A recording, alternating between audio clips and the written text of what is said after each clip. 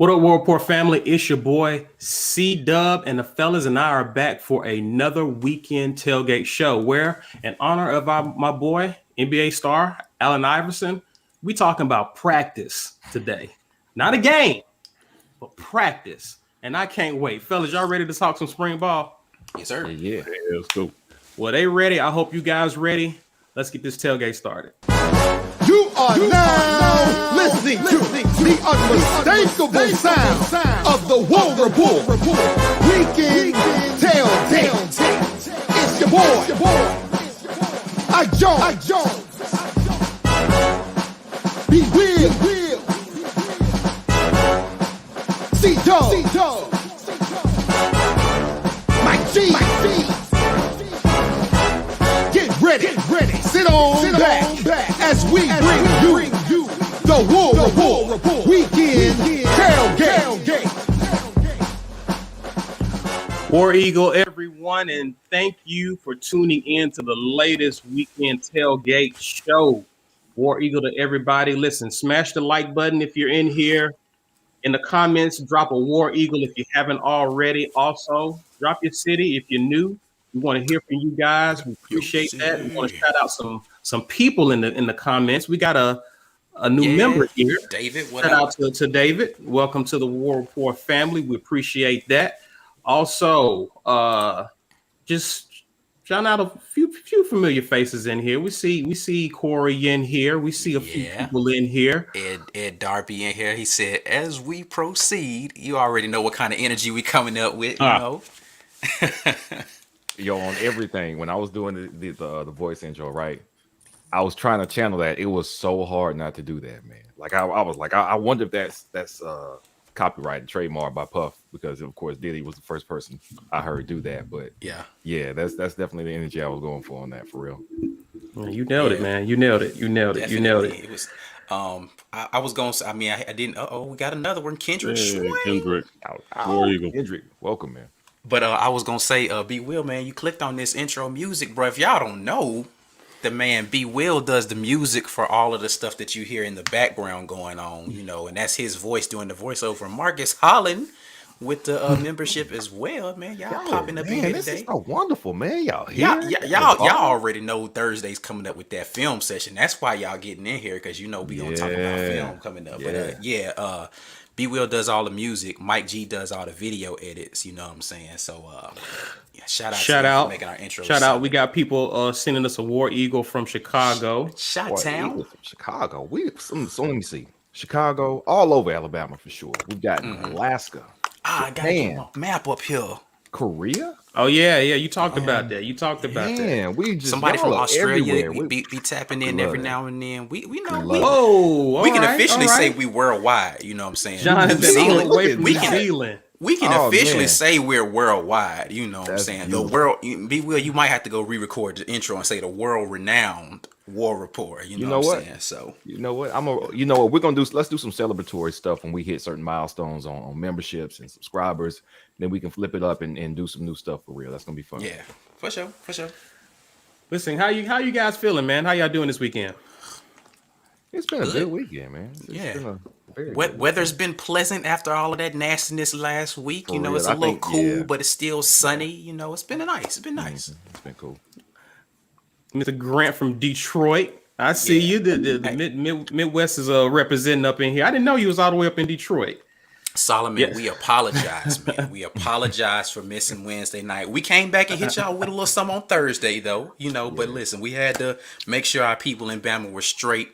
Didn't want them getting out here, you know, trying to watch the War Report in the middle of a tornado. So yeah, what's up?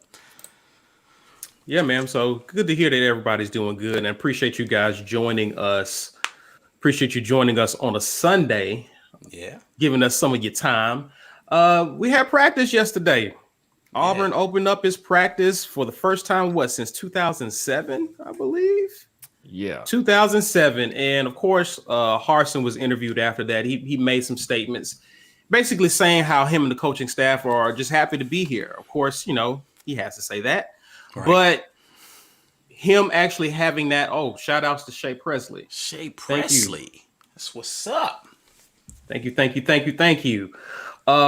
Harson was just talking about just something to basically allow themselves to kind of interface with the fan base and to do something just kind of unconventional. We talked about how this is going to also be an opportunity for recruits to actually get exposure to the football team in a dead period. But he said it was about the fans. And That's a lie. It was about recruits. Hey man, Listen, hey. I'll take the second it's a hand 2 for on that 1. one. It could be a 2 for 1. You can kill 2 birds. But yeah, like what was our thoughts? There was a lot of shout out to Fred Griffin in the Yeah, man. place. Appreciate Yeah, you man. very Thank much. I saw Welcome somebody to the checked in from Tuscaloosa. We apologize that you have to deal with that. That's James. Okay, James, we apologize. You have to deal Auburn with Tuscaloosa, family. man. Send your prayers to James. Yeah, Behind enemy lines. He's in enemy territory, dealing with a lot of BS on a regular basis. You probably don't even like to go to Walmart there because it's just infiltrated with nonsense. So Yeah, apologize. yeah. Apologize for you having to deal with that, man. Our thoughts are with you, friend. Stay strong. Stay strong.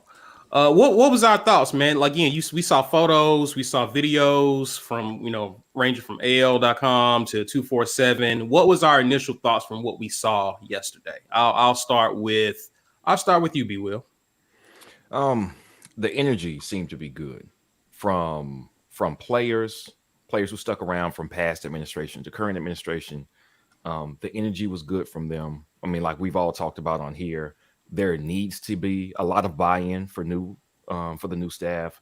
Like a lot of the building rapport segments we've done, those players have said you got to buy in, and the players who have stuck around from Gus to Harson, they bought in.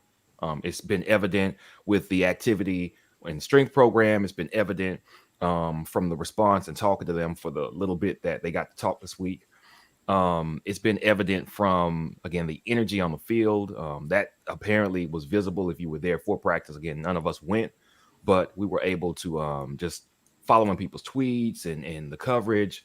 Energy was up, and that's the first thing I'm looking for. Are you out there laboring? Which, I mean, practice, it is hard. It's hard work, but are you buying in? Because any hard work you take on with the right mindset, there's going to be a little pep in your step. And that seems to be what's going on. And that's something I'm very excited to see.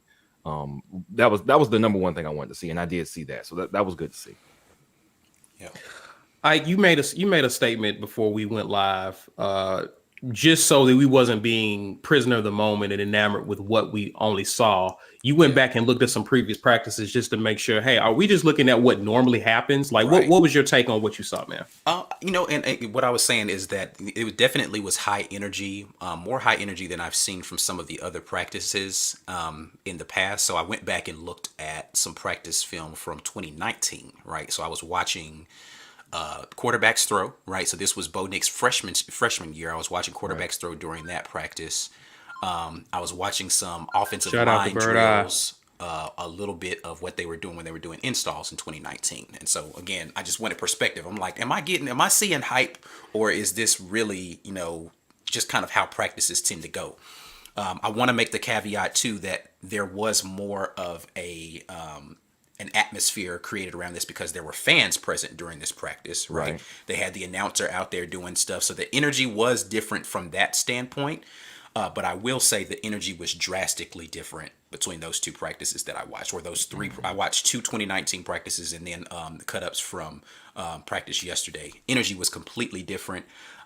Again, I don't know to attribute that to people just feeling a fresh start, or if it was the fanfare of the moment, or if this is just how they're going to be intense in practice consistently. It's definitely something that I enjoyed watching. I could feel the energy through the screen watching it. So yeah, I'm looking forward to seeing kind of how things go going forward in the future. Hopefully we'll still, I mean, maybe if it's not open to the fans, we'll still get to see some video from practice, right? And be able to gauge, no fans, no PA announcer, what it's going to be like. So we'll see how that is going forward. But I did definitely sense a difference in the energy. Do you think a lot of that had to do with the fact that fans was there and it created kind of a game day feel?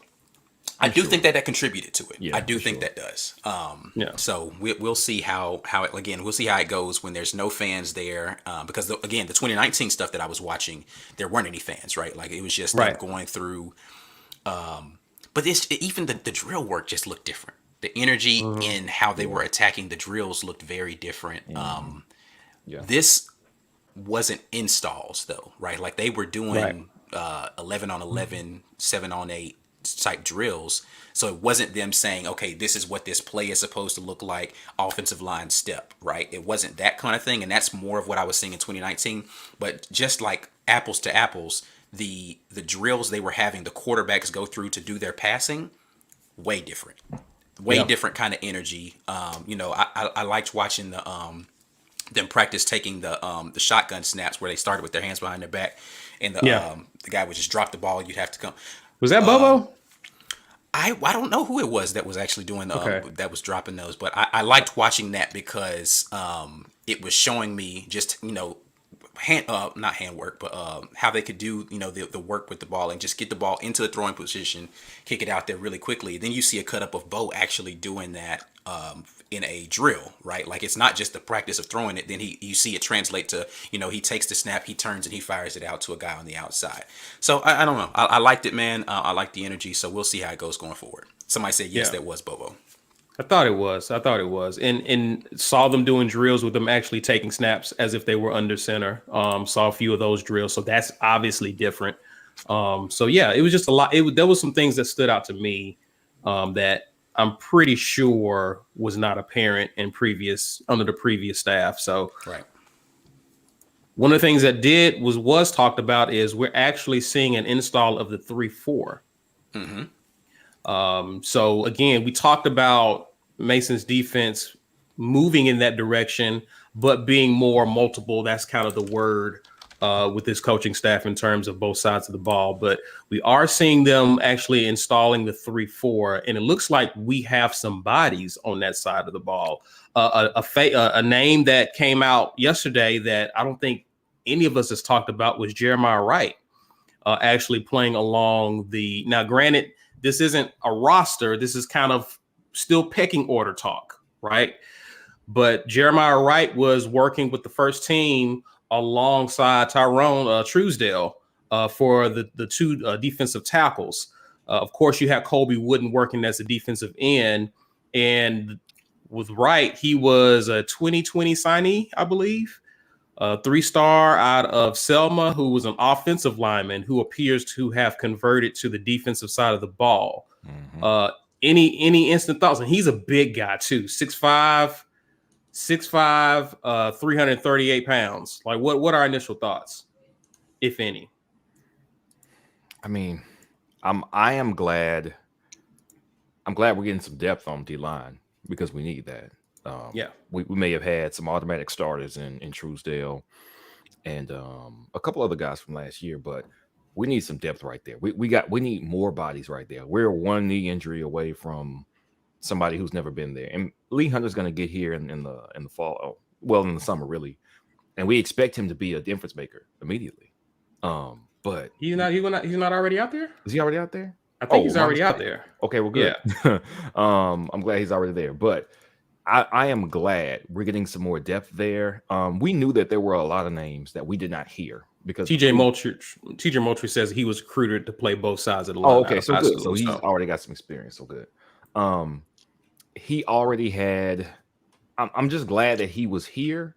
That our new staff is going to put people in the best position in a way that we don't think the last staff was doing. There were a couple questionable moves, turning everybody who was outside linebacker or defensive end into defensive linemen was something that our last staff did, and I don't know that it necessarily paid dividends, really. But I've got a new outlook on the new staff after seeing how the old staff handled things, which means whatever you guys change, I am going to let's start with the assumption that it's the best change for the guys and for the defense. So I am happy to see some names we didn't think of because that means we've got more guys than we thought, which is something Mike has been saying for the last few months is we've probably got a lot just sitting on the back burner that we didn't even know we had. So I'm excited to see these guys get some coaching, get some reps, and we can really have some quality depth in spite of a less than stellar recruiting class. Listen, we've got guys, and I'm glad we're seeing guys on the field that we didn't see before. Mike G, what do you think, man? What do you think about seeing new faces along the defensive line, particularly with this just the third practice of spring? But what are your thoughts so far seeing a new name pop up on the D line? It's only their second practice because the Wednesday got canceled. So like I don't know if I'm drawing any conclusions after two practices. Most of my notes are superficial.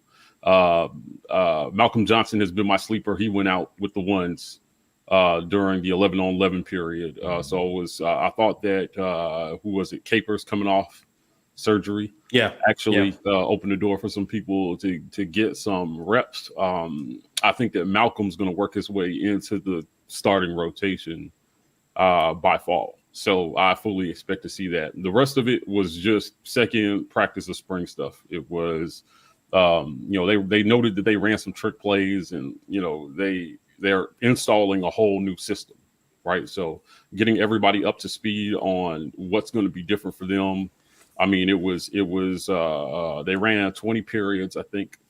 For those of you who don't know, the practice, a lot of the practices, in particular when I was there, it was just structured on a clock and they just move around on time, right? So you start with 5-minute periods to warm up where you're doing fundamentals and things of that nature.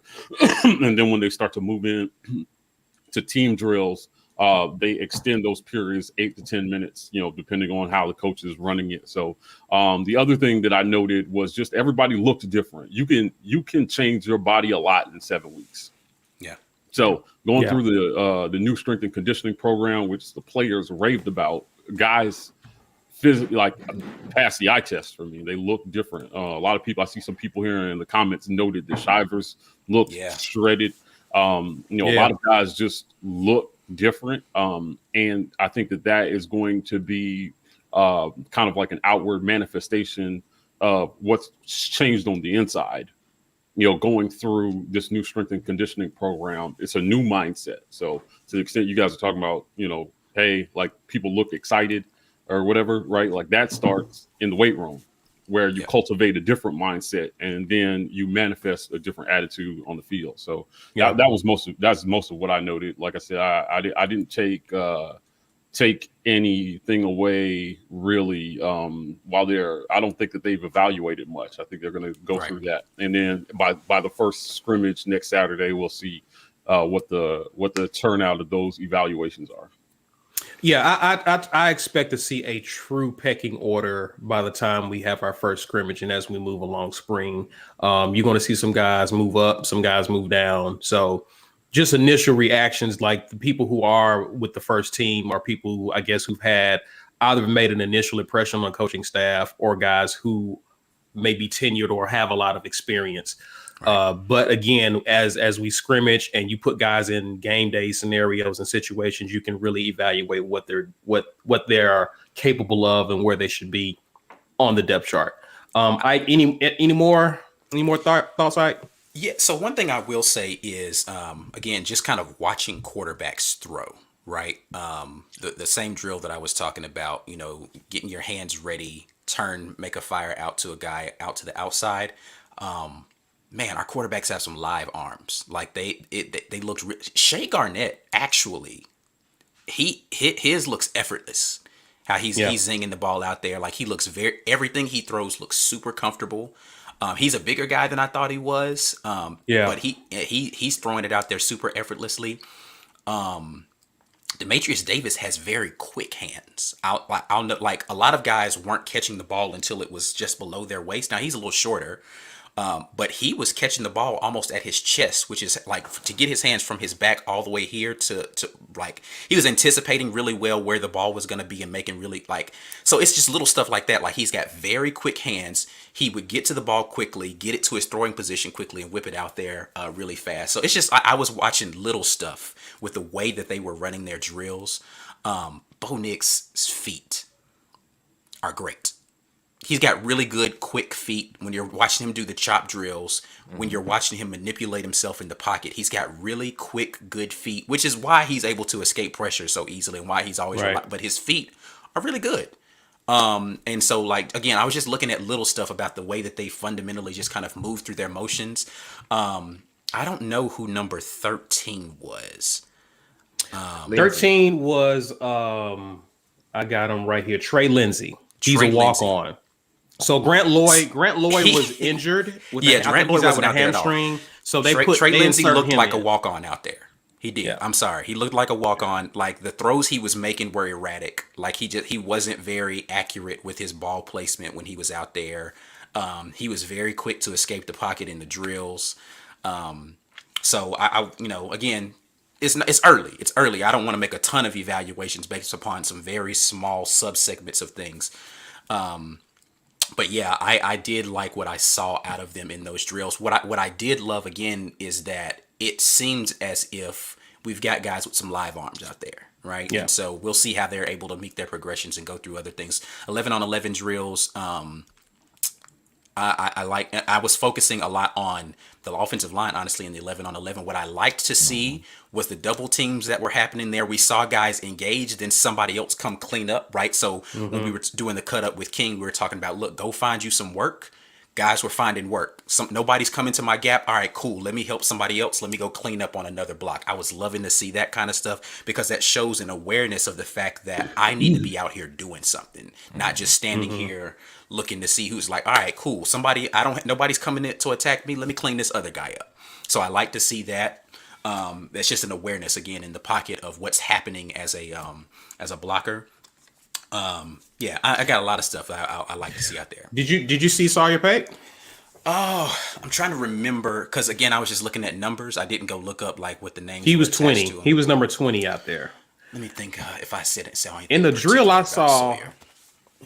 I didn't see like the 7-on-7s, the 11-on-11s. I didn't see him in that action, but I just saw him in the drill. He didn't look as accurate as I was expecting, but again, it's just a drill. But Right. I'll be But still, curious to see. I think again, how you practice is how you play to me, right? Like if Sure. you're erratic in your throws when it's just a drill, Yeah. when there's pressure on that, there's no guarantee that you're gonna up your accuracy somehow. When there's zero pressure coming to you, and that's important for me to be able to see. If I were evaluating talent in the drill, I would say to myself, okay, this guy needs to work on the consistency of how he's doing his ball placement, right? Because something's not right. He's not bringing his whole body to the party. Like something's wrong with the way that he's delivering this pass because it's inconsistent. And that's what I was saying again about you got Lindsey is like it was erratic. Like one throw would be here, another one would be down here, then another one's pulling the guy, 2 yards in front of him. You can't. That's a routine pitch and catch. If that's in a game, you're getting a guy killed out here because he's got to readjust to a pass, and you can't. Like when we're just trying to pick up a quick 2 yards, that's an easy throw. We need to be able to make that 10 times out of 10, right? So Yeah. So yeah, a few people in the comments picking on Brahms, and to be determined. Council is still out. I mean, I don't think he's going to participate in the spring, so it'll be interesting to see summer and fall what that O-line looks like. It's basically the same O-line that we finished the year with, right? So guys are going to get a chance to show improve. Again, I'm expecting guys to move up, move down on that position group as well. So when all said and done, hey, Brahms got an opportunity to prove himself, or he may work himself out of a starting position at center. Who knows? Especially when Council comes back. So to be determined. I see some people talking about checkdowns. That was one thing that I loved watching out there. They were consistently looking to go to the checkdowns. I don't know if that was a thing where they were saying to themselves, we're going to get the running back more. The running backs just weren't involved in routes a lot previously, right? Like they were either into block or they were running wheel routes. Like it wasn't it was a design running back play. So I saw a lot of running backs catching the ball in these drills, which leads me to believe in their thought processes, we're going to look, okay, dump it down to the running back because that's going to be an intentional part of our offense is getting the ball out here to these playmakers. And they looked good. I didn't see anybody who didn't look natural catching the ball, catching it and getting upfield. So that's definitely going to be a good sign going into the future. Devin Barrett looked good catching some passes. Yeah. So it was encouraging. That was definitely encouraging to see. Let's talk. I mean, I'm gonna stay with the defensive side. I'm gonna work my way back to the offense in a minute, but let's talk about the secondary.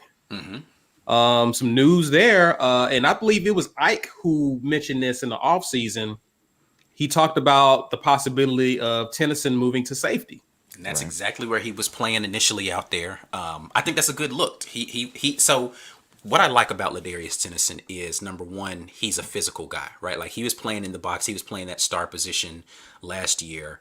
So him coming down as a box safety is going to be good, but he has ball skills as well, right? And so what I'm hoping to see is they are going to be able to disguise what the back end coverage is going to be a little bit more, instead of like identifying we're going single high or two high safeties or whatever. Like, you're just you're not gonna know who's coming, because both of these guys have the ability to stay in the back, and or we're gonna bring them both up to the box, but you don't know who's dropping, right? Like, so I like the fact that and I know that that's something that Derek Mason is gonna want to do, right?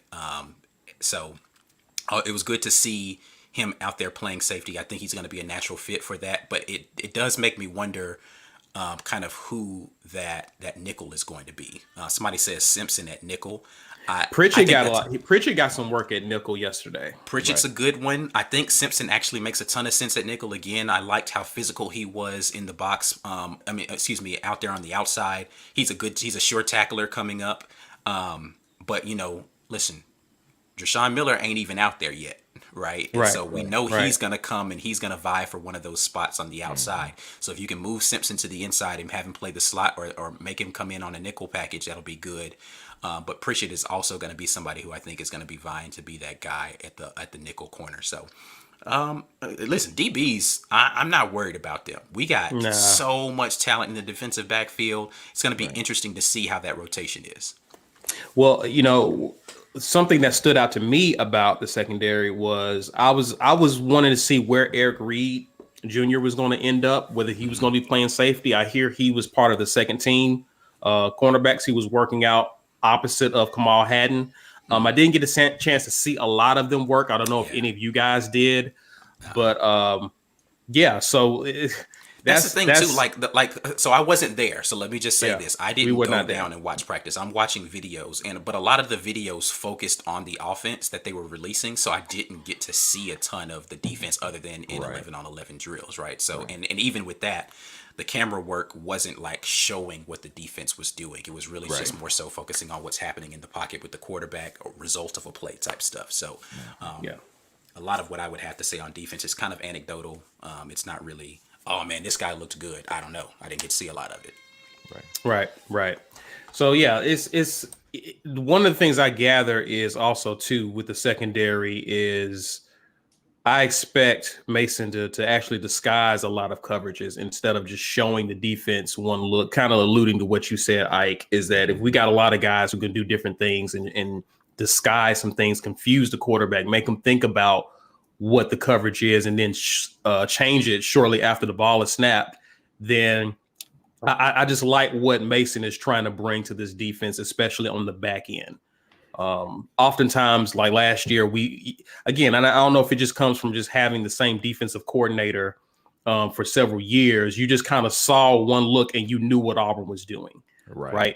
I like the fact that on the back end of this defense, Derek Mason is going to kind of confuse the offense, and I think that's something that's important and necessary for this defense moving forward, especially if we got guys talented enough to actually do that.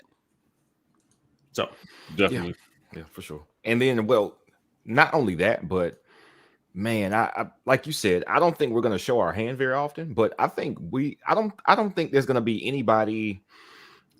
We're probably going to be 8 deep in the defensive backfield, meaningful snaps for at least 8 guys in the defensive backfield. So I don't think this early, especially for offense and defense, especially this first practice was just who's got experience. Mostly, I think it was who has played, who has on the field snaps. After that, it's let's see what these guys do. And I have the full confidence that our coaching staff is giving everybody who's running second team meaningful looks. Like, it's not just team is decided. It's okay. So you're out there, and I expect you to perform just as carefully as the first team guys are, and you have a chance to start. Everybody. Man, I don't want to say third team does, because maybe there's an experience gap there or a physical gap there with some of the third team guys. But man, I think that especially in the defensive backfield, because there was so much talent there already, I wouldn't put it past anybody spot 1 through 9 really to see significant time. Yeah. Yeah. Agreed. Yeah, guys, you had anything else on defense? I mean, anything? I mean, I saw that TD Moultrie was He's playing on the outside, which I playing thought on the was outside. That was a surprise for me. But yeah. Papo and McLean are still the inside linebackers. So TD playing on the outside was I thought they were going to kick him inside. You know, if I listen to the chat, everybody's like, "Oh, this is where his natural position is," but they still had him on the outside. So we'll see, you know, how that progresses. But I did think that was interesting that he was still playing outside.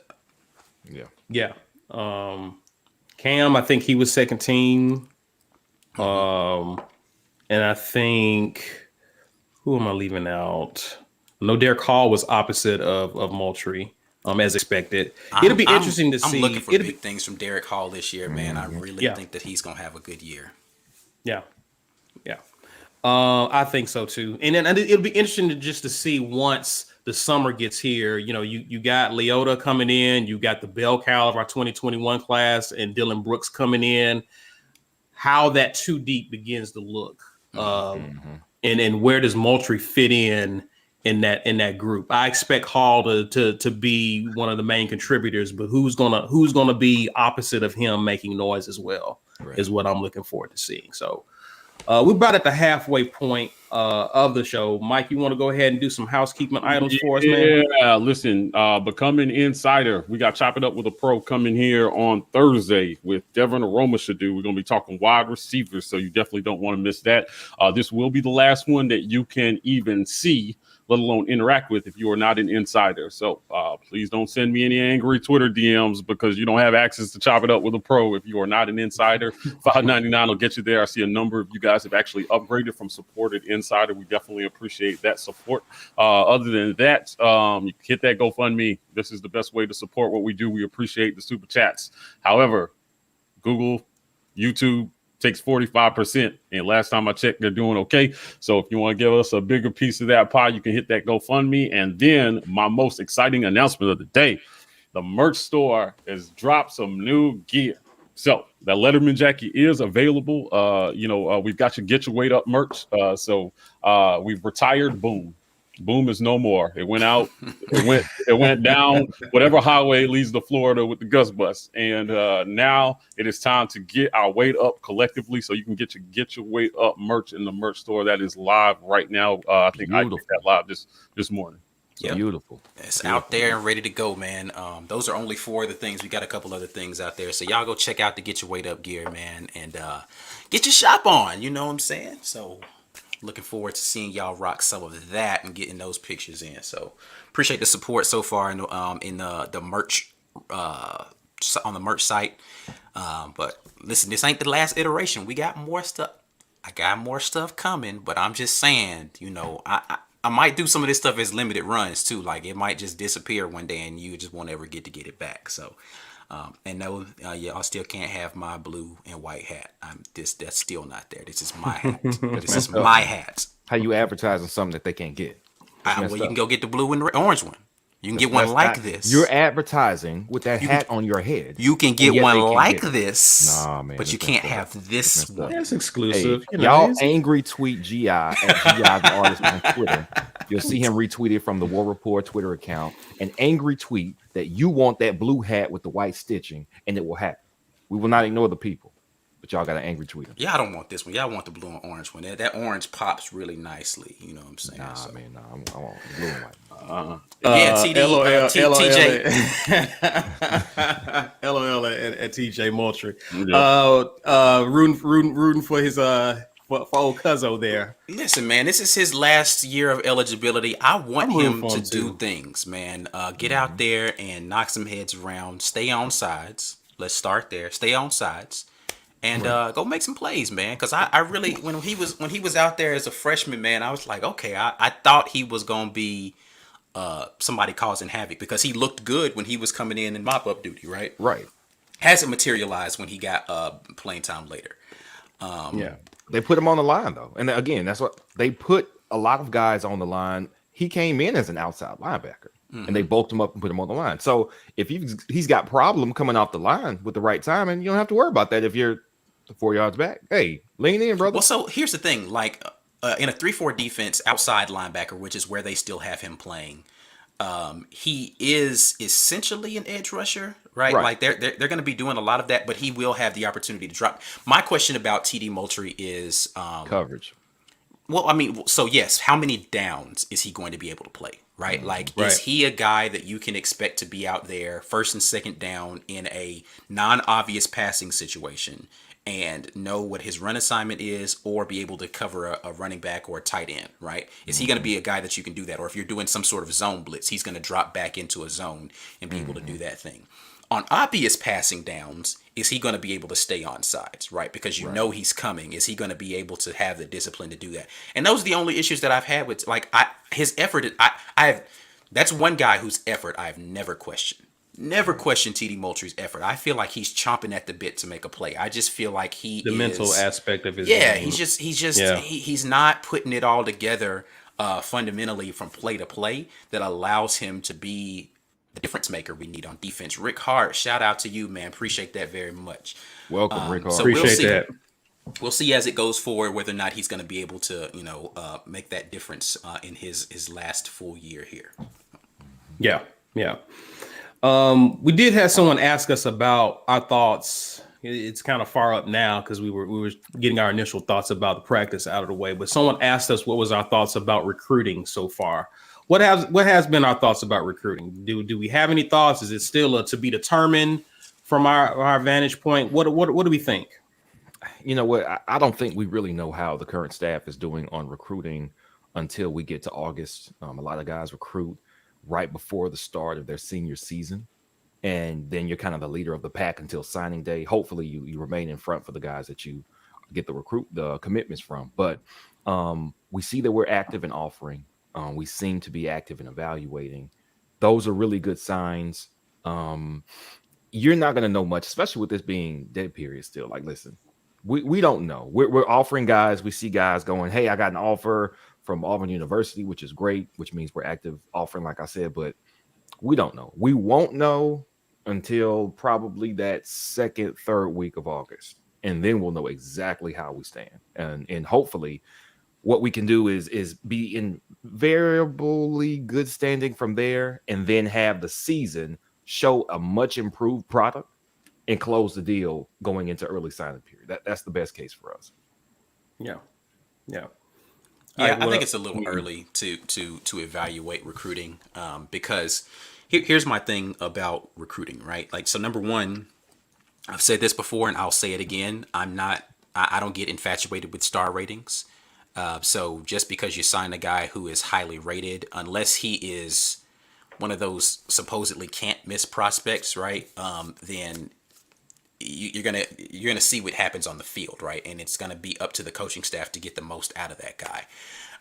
But when it comes to recruiting, for me, what I want to see are people who fit your system, who are going to be able to do the things that you're asking them to do on a consistent basis. Have you been able to identify those type of talents, regardless of what the star rating is, bring them in and then see them contribute on the field?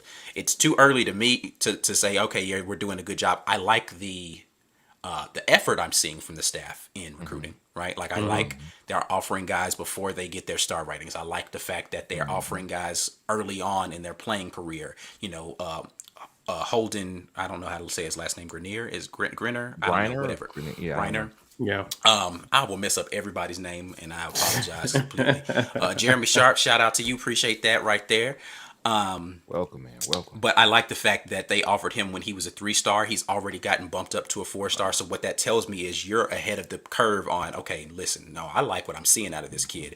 The recruiting ranking folks haven't caught up to this yet, but we like him. And I saw some stuff from him at some 7-on-7 camps, and he's saying that he's actively out there recruiting for Auburn while he's out there at the camps, talking to other recruits, trying to get them to come over. So he seems very bought in right now to being an Auburn Tiger.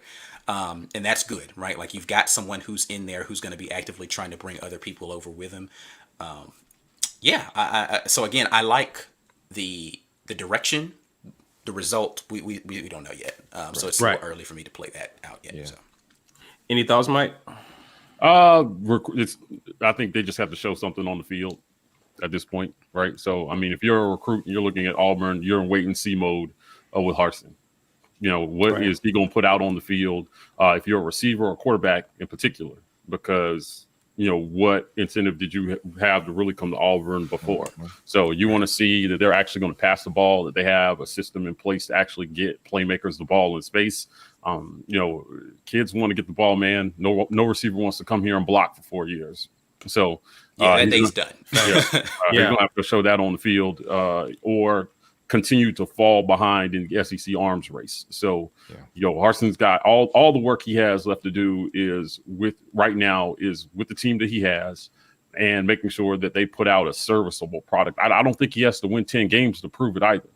I think that if he wins 8 games and then he's competitive in the games that we miss and we don't look completely inept and it looks like the players know what their job is, recruiting will uptick.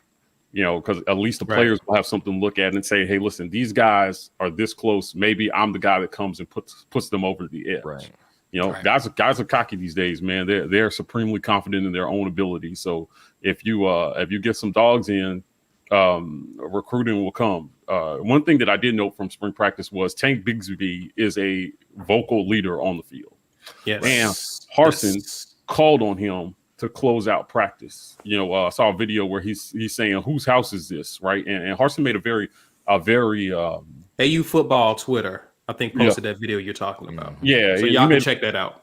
And made a very poignant statement when he said, this is our house, right? And this should be the hardest place to play in the country, right?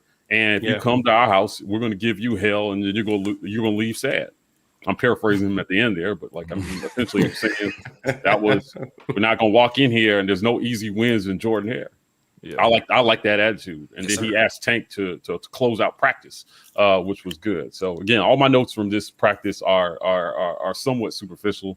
It's really just about attitude and buy-in. And again, I can't stress enough what I'm hearing coming out of this 7-week strength and conditioning program that they just went through is insane, right? Like the players have really changed their mindset, and it makes me question what we were doing before.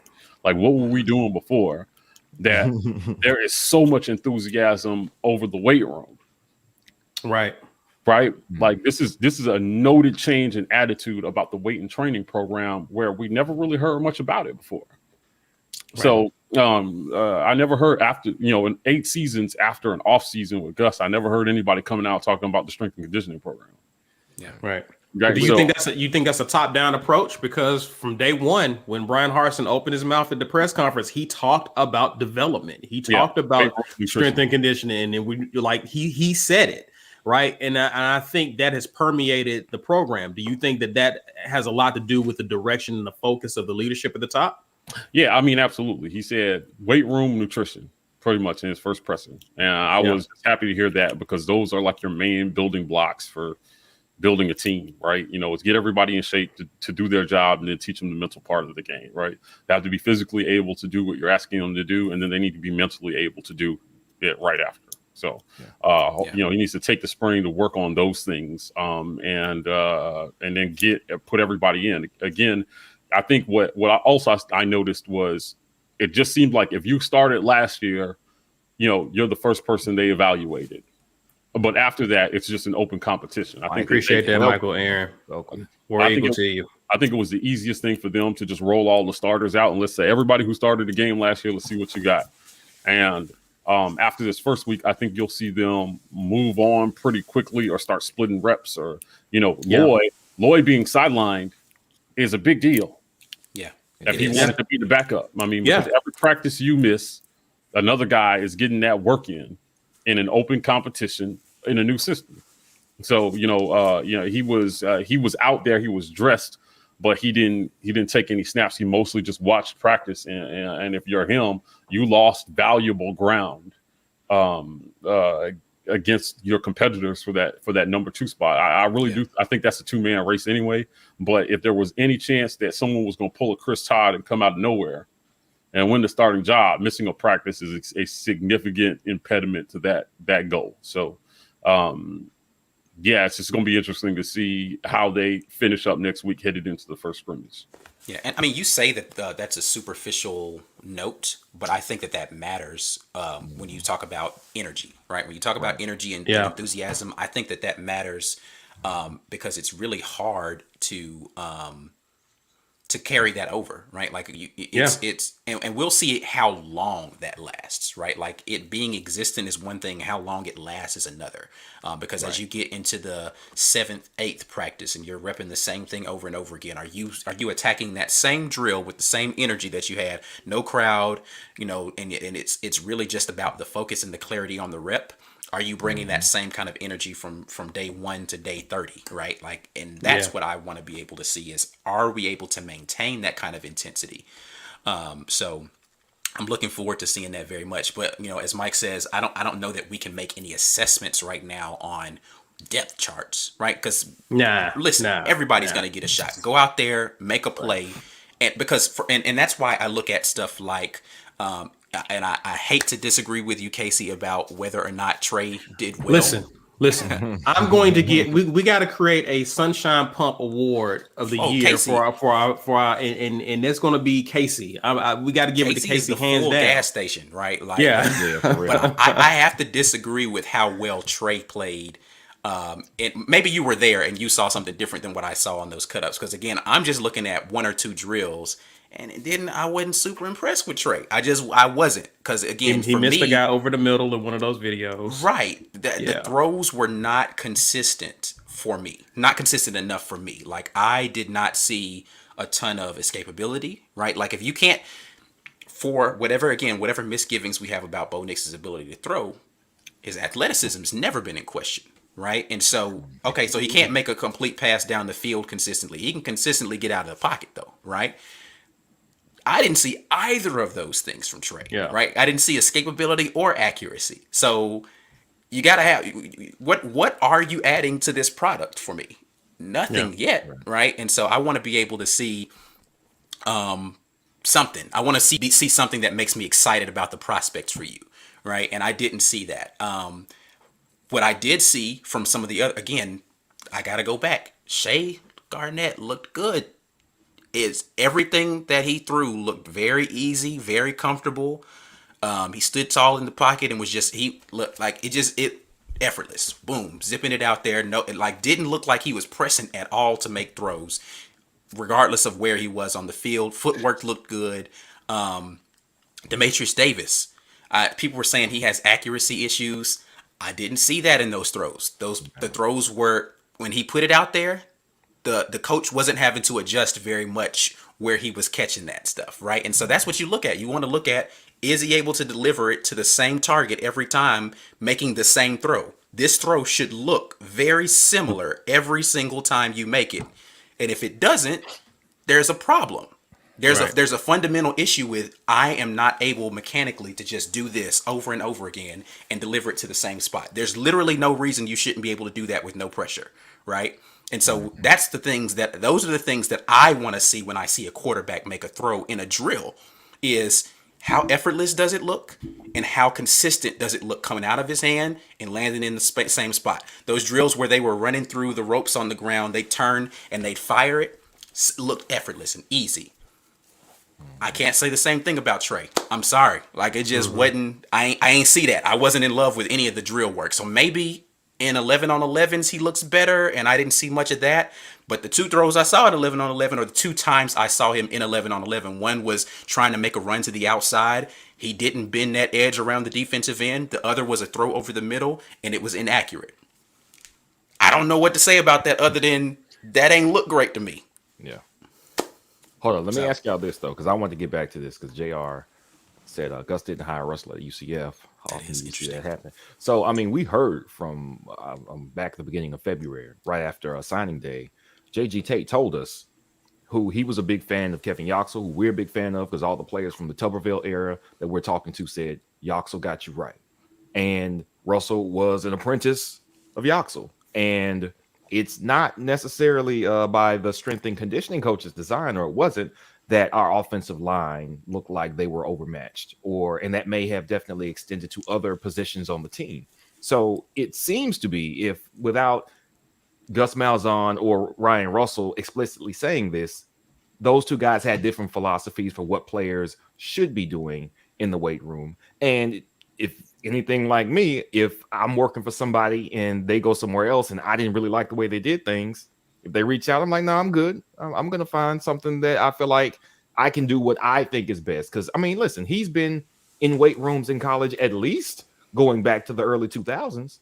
So he knows what he sees. He knows what it seems that we're lacking when we go up against the better teams in the country.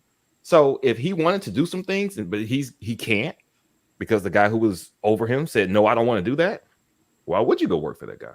So it seems that there was a difference in philosophy, and Godspeed to Ryan Russell. Get somewhere where you can do somebody who has the same vision that you have. So the question about this is more so, did Gus want him and Russell was like, nah, I'm good because you ruining my reputation out here in these streets? Right. Or was it like Gus was like, he went somewhere and he was like, hey, we need a fresh start in our strength and conditioning program? I think it's going to be the former of those two. Russell was like, hey, Godspeed, let me go find someplace else to kind of get, because honestly, I don't think that people feel like the strength and conditioning program was great at Auburn. And if you're the guy over that, you need something to get a fresh start, especially if you're not able to, what JG said, he's a guy working for a guy. Like he's working for a dude. And so if I can't do my thing, I need to go somewhere where I'm able to do my thing. Plain and simple. So again, I don't know the answer to that question. I know that there's two very divergent paths where that can take. And it will play out soon if Russell gets another job somewhere else and you see those guys beefing up and looking monstrous, you'll know that was Gus's decision, right? I think Russell is at Missouri, I thought. Did he get on at Missouri? Okay. Yeah, I thought I read somewhere where Russell got hired at Missouri. And, I mean, I would take the Missouri job over UCF. Yeah, Gus was a micromanager. So if you're trying to make a name and a guy's telling you to do something that's not producing the best product on your field, that becomes part of your resume. So I think it's more likely that he didn't want to follow Gus than it is Gus didn't want to hire him. Because TJ says yes, he is at Missouri. So yeah, he's at Missouri. I mean, so we'll see the Missouri guys how they look in a year. He wasn't out of work long either after he wasn't retained by the staff. So. I think it's really that simple. Because the coach there knew Gus. The head coach there knew Gus. You go. Yeah, offensive philosophies. I think was he under Gus at Arkansas State? I might be making that up, but I think it may have been Arkansas State. Eli Drinkwitz, I think. Yeah, is the head coach at Missouri. Drinkwitz. Yeah. So like I only think it's that deep, guys. He got snagged up quickly after not being retained and moved on. But like I said, we will see if the Missouri team. Like again, I haven't been paying super close attention to what they're looking like in the weight room. We'll see how those guys look on the field, and if they look like they're underperforming physically, then we'll know Russell's got some work to do on his program. If they out there looking beastly, Gus was the one calling the shots there. Which again, I think it's going to be more so a Gus issue than it is a Russell issue, just because he's a protege of one of the guys that's creating beasts. Yeah, it doesn't take a lot to figure it out either. It takes about 8 weeks. Right. Well, we should probably know. If I were a Missouri fan, I would know already whether or not Ryan Russell was creating beasts out there because they should be into their spring program now. Yeah. Pittman worked for Yachts too. Correct. Right. So he is known to Yachts. He was from the Yachts strength and conditioning coaching tree. So I mean, to the extent that his resume needs any bolstering, after what the players are saying, Yachts made monsters. Pittman seems to be doing the same. Wish Russell and Gus well. I don't want to talk about them anymore. They almost ruined us between the two of them. So it's just time to do something better, right? Like, so I think that we have better now. And I'll take the endorsement of the players, right? Definitely. Yeah, that did not leave, that stayed. Because there were a lot of guys that came out in favor of Russell, which I don't doubt. I don't think you can work under Kevin Yachts and not know what you're doing. Right. And get promoted and not know what you're doing. So I'm willing to cut him some slack. Yeah, I'm willing to cut him some slack. Just say, maybe his boss wanted him to do something. He didn't really have a choice. So he did it, and it didn't work out that great. So, hopefully his next boss has a better vision for what that looks like. And he can actually show off what he's going to be able to do. Yeah, Yeah. I don't So think there's any stronger endorsement of number one Kevin Yoxel's results than to have a wide receiving core that may have gotten what half of the throws, the balls thrown their way, Not even. but they were getting to the league right. consistently. Like right now, it's Right. about production. Right now, these days, it's this guy caught this many balls for this many yards, this many touchdowns. We got to put an eye on him and we got to get him on our team. For guys to get virtually no balls thrown their way because they were blocking for the best running back tandem, the 1-2 on the same team at the same time that Auburn maybe has ever seen. And two of individually still the best running backs, top 5 that we've ever had. And those guys are in the league. Like we're talking guys who may not have gotten 20 catches in a season for Right. a couple of their seasons. They went Mm-hmm. to the NFL because they were physically and mentally prepared for the NFL. And I don't know if there's a better endorsement than what the guy physically can give you than Kevin Yoxel's methods and his results. The results speak for themselves. Yeah. Yeah. Yeah. I mean, DA talked about that, about like I don't remember whether this might have been on our chat that we had last time, where he was talking about like when he went to the combine, they didn't know what school he was at. Like they were like, okay, like what school did you come from? That's how how much of an unknown quantity he was going into the combine, is that they didn't even know what school the man went to. But his physical abilities allowed him to still make the league because he was ready. Like, and then they didn't have to worry when you are a lower, when you get drafted in the lower rounds, the way you're going to make this team is to be out there on special teams, right? Or you're going to get in cleanup duty. And a lot of what they're going to ask you to do is go down there physically and either block really well or knock some guy around. So he knew he could come in there and do that because he was prepared, because he'd been blocking for 4 years at Auburn, right? Mm-hmm. But then when he got his opportunity, he showed improved, and he was out there making game-winning catches. So yeah, shouts out to those guys for having the right mentality, even coming out of Auburn. No, listen, I got something I can go out here and contribute to an NFL roster, and they went out there and did it. Let's talk about the offense. Let's talk about the offense. We did talk about it a little bit earlier with some of the receivers. We talked about QB play a little bit, but we did see some 12 personnel. We did hear about that. 12 personnel. So that's something that's new. We actually saw Pegues. According to some reports, he was lined up in the slot as well as fullback. I'm and tight end. Yep. For those of you who don't want to make an assumption. Everybody just knows what we're saying. We say 12 personnel, 1 running back, 2 tight ends, right? Or 21 personnel, 2 running backs, 1 tight end.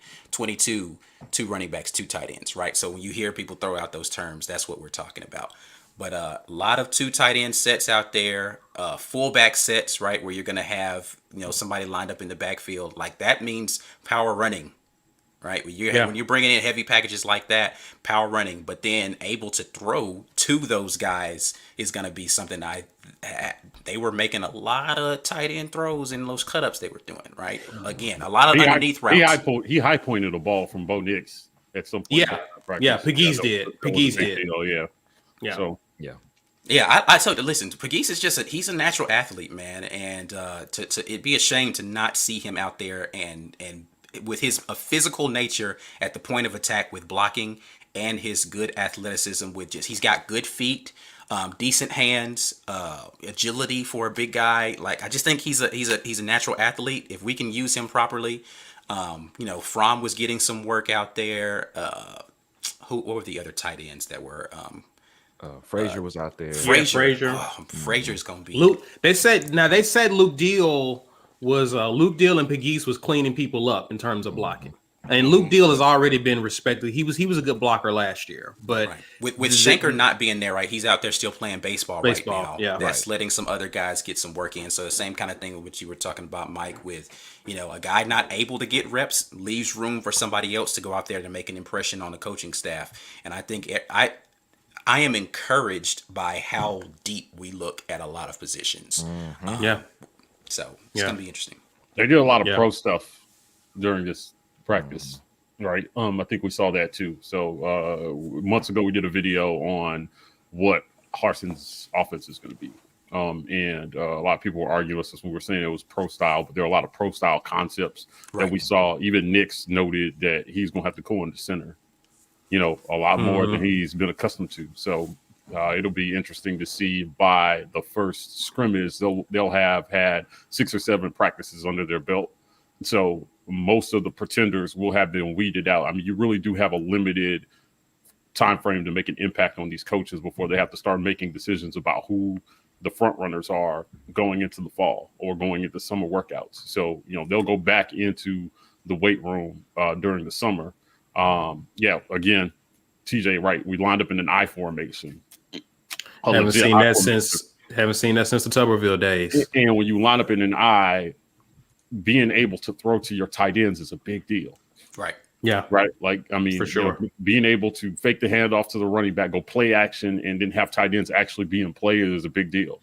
So seeing, Deal and Pegues go out there and actually make some catches in practice in an install was encouraging, that we may actually see something different here. And hopefully what that does is that whoever the quarterback is, that gives them some normal progressions and checkdowns. Yeah, easy throws. That's what I want to see. I want to see whether you're starting Bo Nix, which again we've talked about. He is. I'm using the B Will term here. He's a streak shooter, right? You want to get him somebody crossing his face, really easy dump down, check down early in the game, just to get him in rhythm and making an easy throw. Whether that is, as Ed Darby says, a tight end shallow crossing, right? And you're coming out of play action because everybody's like, okay, tank. All right, well, maybe, first down of the first play, it's play action, right? And we're just going to hit a tight end on a shallow cross, pick up a quick, easy 5 yards. You get that easy throw. Or you're starting a guy who has no experience, which is literally every other quarterback on our roster. Right. Get the cobwebs out for them, quick, easy throw. Get them into a rhythm, and then you're keeping the defense in a place where it's like, okay, maybe I don't know what we're about to be in for here in this game, right? And so if you're able to do those sorts of things and get yourself in second and manageable, third down and short, then you're producing long drives that are going to make it really, really tough for defenses to last late in the game. And then that's when you're going to see who is conditioned better, right? Because we're late in the fourth quarter. Do you have the stamina to just, all right, we've got a 12-point lead, 13-point lead. Now you're just going to get a dose of Tank and Shivers over and over and over and over and over again after we've made your defense run sideline to sideline for 3.5 quarters. And that defensive line gets gashed over and over again, right? And that's the kind of stuff that I want to see us start to produce consistently. And you got your whole playbook, right? Right. Like if you're winning your first and second downs, you got your whole playbook to work from, as opposed to 2nd and 9, 2nd and 11, 3rd and 10. Like you already cut your playbook in half because of play calling and not getting your quarterback in a rhythm, right? And so to add to your point, what makes us want to wear teams down is that you have your full playbook at your disposal, and teams don't know what's coming. Right. It could be a second and short, and you hit them with another play. Like, you just don't know what this team could do, because you now have to account for weapons in our offense that we haven't used in past years. Right. And if you do have a Bo or Demetrius Davis, someone who can run if no one's open, think of the stress you put on those defenses. Yeah, that's nightmarish. That's absolutely nightmarish. Oh, Solomon, what's up? I appreciate it. That's nightmarish for a defense to try to have to cover, because now you've got to dedicate someone to your quarterback on every play. And if you don't, that guy's got the athleticism to go pick up 5-6 yards, in a blink. And then at the same time, normally when you're having a spy on a quarterback, it's going to be a linebacker, right? Like the second level guy. Typically, one of those linebackers is going to have to be now devoted in pass coverage to a tight end or to a fullback. And so now you're going to put him in conflict consistently, because on this play that looks like it's just going to be this quick, hand off to a running back. Now he's having to pivot, turn up field, and chase a tight end who is just, faking the block and slipping out. Right. And as he does that, now if that quarterback is escaping outside of the pocket and nobody's got containment, 5-6 easy yards. Yeah. It's just it becomes nightmarish. Yeah, agreed. No more agreed, Mike McKinney. No, yes. Third down and 12. Right. For real. Let me ask y'all this, because I was thinking about this. What does it say? Two things that were troublesome for me to see, and not troublesome in a bad way. I'll say concerning for me. And number one is that if Grant Loy is out, and Grant Loy had been a number 2 as soon as practice started, that's what was reported. That's what Harsin said. Mm-hmm. Why do you go to a walk-on instead of a Shale Garnett, who had been here? Now, he may not have had any meaningful snaps, but neither has Trey Lindsey. Why Trey Lindsey there, second team, and not Shale or Demetrius Davis? I don't know the answer to that really. But what I can say is, again, if that continues based upon what I saw from this first practice, then, we might have something to worry about. I don't, as Mike says, I don't put a ton of stock into who's getting what snaps right now. When we start doing installs, that's when it's going to start to become important, because the reps are going to be super necessary on seeing the actual playbook and what plays, need to be happening out there. So we'll see as the next couple of weeks. Again, I was not super impressed with Trey, but I'm seeing a very small window of what is being seen overall. So hopefully we'll get those answers as they come forward. But to answer your question more directly, I have no idea why that was the case coming out in that practice. Well, one of the things that Harsin said is that, because I think he was asked, not particularly about Trey, but he was asked, was everyone basically getting a shot at playing? And he was saying, yeah, we're going to give everyone a look, but as practice wears on, as spring wears on, and we start scrimmaging, some people are going to get less reps. So what you should be looking forward to is, after scrimmages, whose names you start hearing more so than others. If you don't hear from Trey again, you know what's happened there, right? And so I think early on, you're seeing the result of, and again, this is comforting to see, you're seeing new names because the coaching staff is giving people a shot to see what they can do. And you got to make the most of your shot. So if you get out there and you ball, then we're probably going to be hearing more from you. Yeah, but they're not all on an even playing field. So, like, sure, of course. This might have been the only time Trey will have had a chance to do anything, right? Like, it was like, all right, cool, we're going to get a walk on some love out here in front of the fans, and then you might not ever see him again. If you're looking at recruits like draft picks, right? Like, your high draft picks have a longer leash than the free agent walk-ons. Mm-hmm. So if you get a shot, you have to ball out. I mean, that's what Chris Todd told us. He had 9 practices to win a starting job, so he wasn't afforded a bad practice. Right. He had to go out there and kill it 9 times. That was the only way he was going to win it, right? That's what he did, so they gave it to him. And that's what all these guys, when he says everybody's going to get a shot, they're getting a shot, but some guys, it may be just one shot. Right. We appreciate this dedication right here, brother. He's like, I need to pay attention to what's going on. Hey, babe, I need you to drive for a minute while you're driving. Yeah, be safe. So I think that this Trey got his shot, and from all reports he did poorly. So I don't expect to see much of as my report. Listen, I'm not the QB whisperer. Nothing like that. You weren't the only one to say that. Yeah, okay. Man. I mean, it was being pretty widely said that what was he doing out there? But if you're Davis, again, they're not putting too much on you, or they're not making any snap judgments on him. I think you want to evaluate the biggest question marks first, and then move on pretty quickly. Right. And that's the thing, to echo that point, Mike, about a kid like Demetrius Davis, right? Like, he knows he doesn't have to win the job this year. He could redshirt this year and still have 4 years of eligibility, or play the next 3 years and be fine. What he should be focused on right now is learning the system and getting accustomed to the speed. If he gets his shot, be ready to go in there. But this is essentially a year where he gets a pass. Right. And so he just needs to go out there and learn. And I think he's devoted to learning. Knowing that you're coming into a situation where Bo Nix was the perceived starter, and the guy who recruited you to come is no longer even at the school, but you still went and took that opportunity because you realize that you're going to have a chance to be the starting quarterback there. I think he welcomes the competition. I just, again, that's the same thing I said about Brian Harsin. I liked Harsin just because he was like, I want that particular smoke right there. That's the same kind of dog that Demetrius Davis to me has, where he's like, okay, game on. Cool. That's your guy. I think I can go out there and beat him out eventually. I'm kicking him out that seat because that's my seat. He's in my Right. seat. But And he's just gonna come out there. And I'm gonna let my film do the work for me in practice.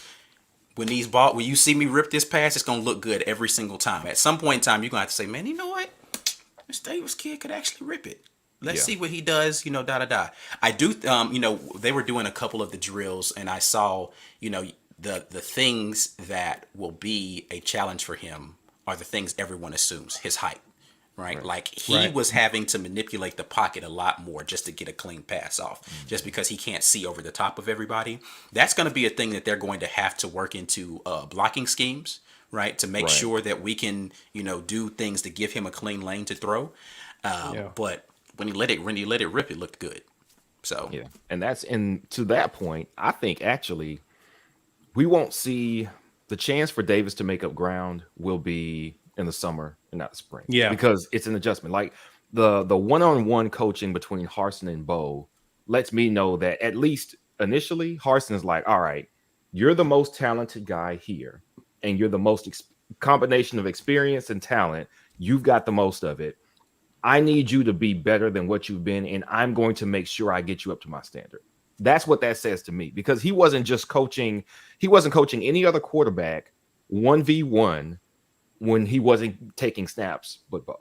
That was specific to Bo. And Bo, according to the reports, again, I wasn't at practice, we saw some of the same habits thrown across his body. Short hopping a throw or two. True. Yeah.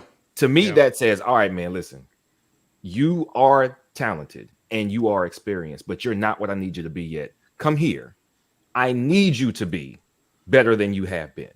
And I think Davis's shot will be to learn initially. The spring is learning. The spring, like you said, this is learning. I don't think it has to be chalking it up to a red shirt year, but the summer is going to be his time. That's when he climbs the depth chart. That's when he makes his move as familiar with the reps and being under center. And then we start to see some motion there. I hope we see that push. And like Mike has said from the beginning, he doesn't have to win the job. I want him to win number 2, though. Right. I want him to be number 2. I just want to point out Devin Aroma should do sneaking up into the comments section here. Okay, DA. I didn't see you up in there. Sneaking in here quiet and stuff. Boy, we see you in here. If y'all don't know, I'm going to take this time while Devin's in here. And I got him up on the screen. Chop It Up with a Pro is coming. So we got Devin in the house. So if you want to talk to him, you'll have that chance. With our Chop It Up with a Pro coming on Thursday. That is Devin. This boy put in some work in the league for 9 years, right? One of the better receivers that we've had at Auburn, who I firmly believe if we had thrown the ball as much then as we do now, he probably would have left Auburn with almost every single receiving record that ever was. So we appreciate Devin, a highly technical guy. Really enjoyed his breakdowns and learning a little bit about the game, what receivers are supposed to do. So you don't want to miss that Thursday with Devin and Ike. And I appreciate you coming to us to get your source. intel. Yeah, right. Listen, this is a wise man. But listen. Y'all did try to tell me, and I told you I would go and evaluate. I haven't fully done the evaluation yet. I liked what I saw. I ain't trying to overhype him. I liked what I saw out of Garnett, man. I just, okay, so like, I'm a basketball guy, right? Like, so you know how like some dudes come out there to the court and they just kind of be like, and then but like you can just tell by their demeanor, like, oh, buddy could hoop a little bit. Out. Yeah. Like it's just cause like it's just, when they're warming up, everything just looks real. That's what it looked like when he was throwing. He didn't look like he was trying hard. He was just like, zip, zip.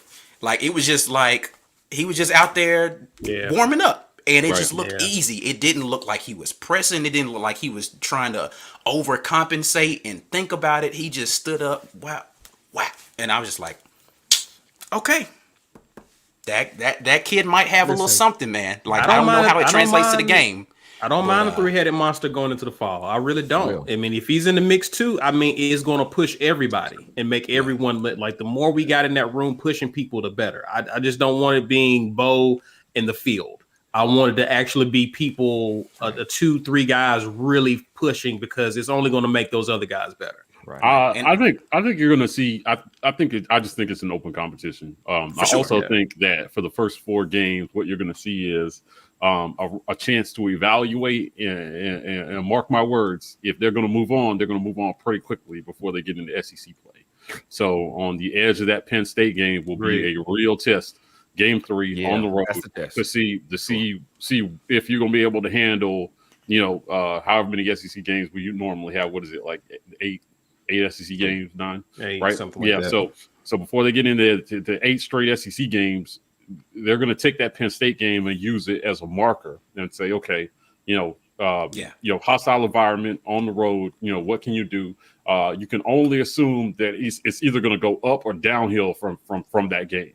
So if you're on a downward trajectory, that's their chance to take one of these guys that, there are other guys that they're evaluating who we have not seen in gameplay. I do not think it's going to be Loy, and put them out there and see. And so in the first 2 games of this season, if it's a blowout, by mid-3rd quarter, man, I want to see one of these backups in there. Yeah. And that was something actually playing. Right, and not just handing the ball off. Not running your hold it until we run the clock out offense. Right. That was one of the major. I'm just going to say skid marks on the last coaching staff is that they never gave the backup significant playing time in these blowouts, and then when they did, they went out there and they didn't get to throw any passes. Right. And I'd be like, why are you going to put them in if you're not going to let them throw anything?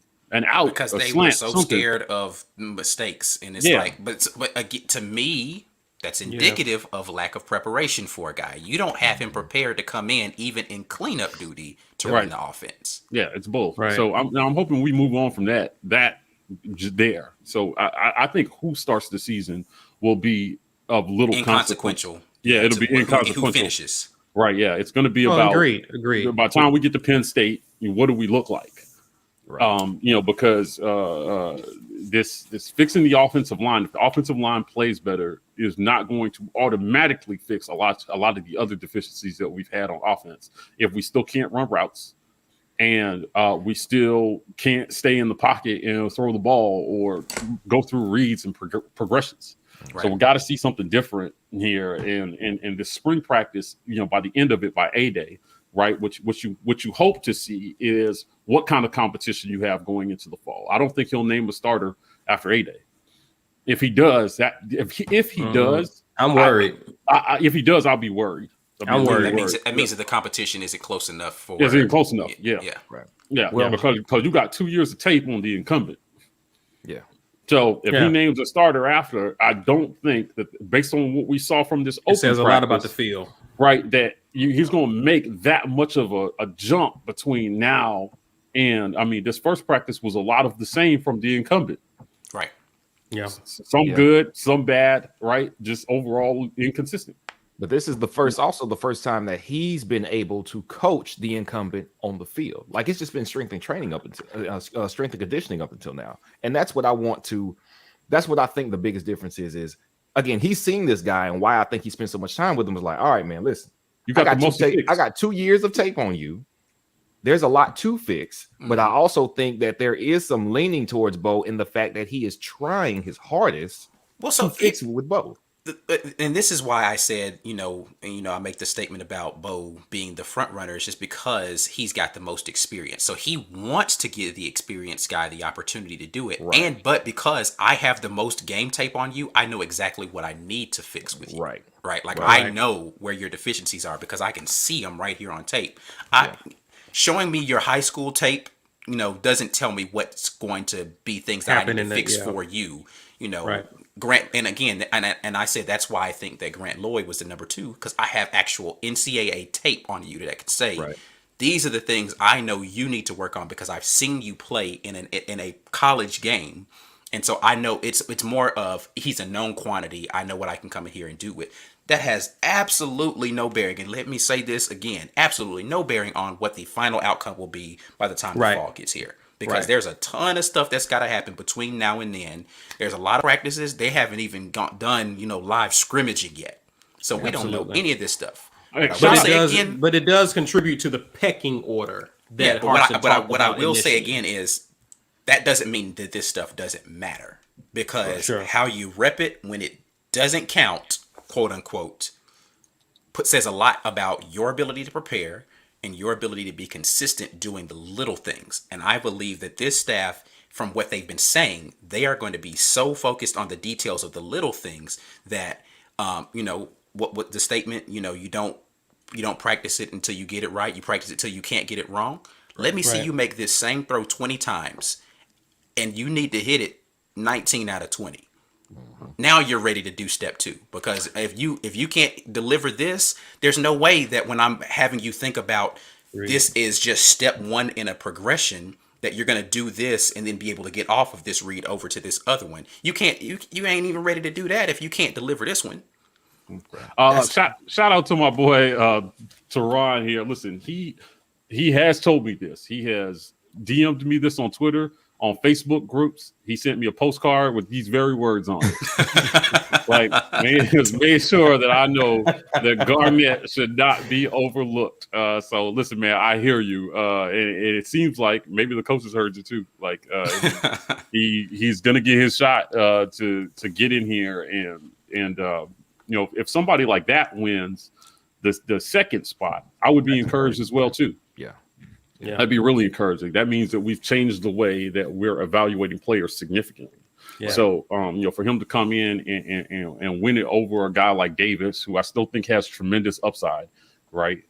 And could do some damage this year once he gets a handle if he can handle the speed of the game. That will be his challenge as a freshman. Is speed. Yeah, go ahead. So, shout out to Devin Dawson. He's been saying this as well. I think Ed and TJ have also been driving the Garnett train. So listen, I told you guys when you first told me, I wasn't discounting it. I was just saying I ain't seen it yet. So it's like, I'm not saying you're wrong. I'm just saying I'm not going to go out here and co-sign a thing I haven't seen for myself. I could say, man, Ed Darby told me he was going to look, but what does Ike say? Hey, we got flowers to give. If you want flowers, we give you flowers. You said it. Yeah. And now we seeing it. So, anybody got anything else, man? Any other thoughts about yesterday's practice? Cautiously optimistic that again, this is new staff. This is their first time actually working. This week has been the first time with them working with these guys on field. And I know we're gonna speculate about this for 100 more times before the fall starts. But with Bo having a mediocre showing as the first team QB, and there was a series, even though he had some outstanding plays, I'm reading the notes of the coverage from AL.com. He also had some disappointing series as well, with some of the exact same mistakes. And I wonder what is mentally, whether he says this or not, is Harsin thinking, all right, here's how long you got to get it together. I hope he's got him on a account of, you are not improving at the rate I need for you, because I don't think he wants to have named a starter coming out of the spring. Because like everybody has agreed, if he says, hey, Bo Nix is my starter coming out of A-Day, then it's like, oh, well, that means he's shelving everybody until the next year, probably. Yeah, that's what that means. More of the same. Yeah.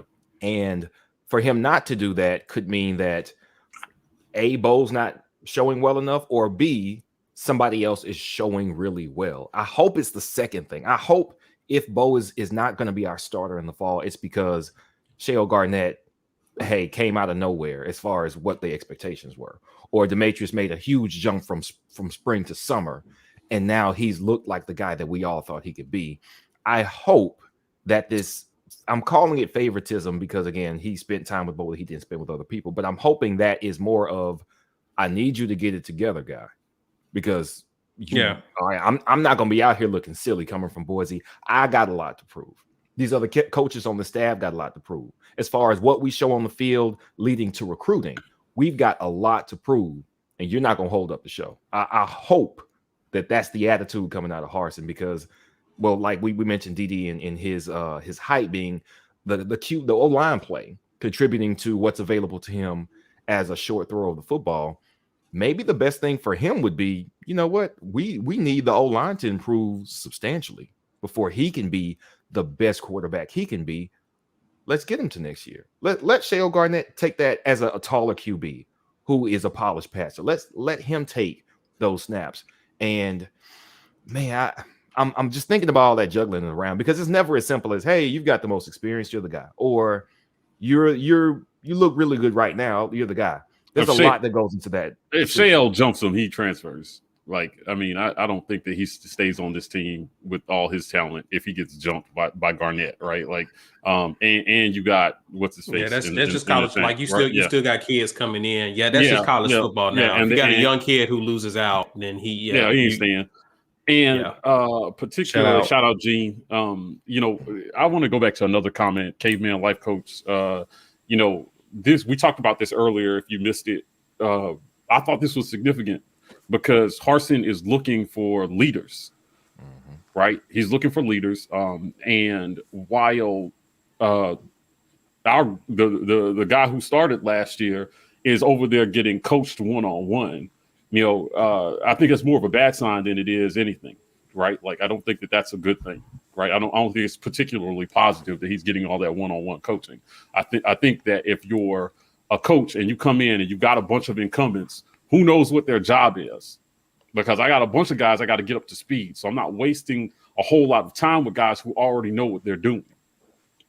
Right? So, Tank, break us out of practice. Clearly the front runner, right? Or again, the guy who's got his job. I don't think a lot of people can say that their job is actually secure on this offense outside of Tank. Right. Nobody. I can't think of one person. Right? Maybe like Smoke or some of the DBs. The linebackers, like Kobe there might be five guys who can say their job is safe, right? Yeah. You know, everybody else, you're in a fight for your life. And Chris Todd told us that every year they're trying to bring in somebody who's better than you. A good staff is. Yeah, every year they're trying to bring in somebody who's better than you. And at the other schools, we've seen it repeatedly. We've seen starters who have lost only a couple games in their career get replaced by true freshmen. Just like Trevor Lawrence came in and replaced what's his face? Bryant. He wasn't Bryant, and he wasn't bad. Yeah, he wasn't bad. But there was somebody who was clearly better, and they saw it in him as a true freshman. So I think that's what you'll see at every single position this fall. And to note that Kelly Bryant started that first season Trevor Lawrence was there, but everybody knew Lawrence was going to be the guy. But by the end of that, it was just on Bryant to continue to play. And when they saw him look shaky, they was like, all right. Yeah. He didn't play bad either. He didn't. And I think he actually got hurt, which is the reason why he did. Once Lawrence got in there, he did get hurt. Got back. Yeah. Lawrence came in and actually won. They won the game. He didn't lose the game. So but they had a real quarterback competition, right, going into that fall. And the coach, and it was truly this close. So Bryant never had a stranglehold on the job after Lawrence got there because it was clear what his talent was.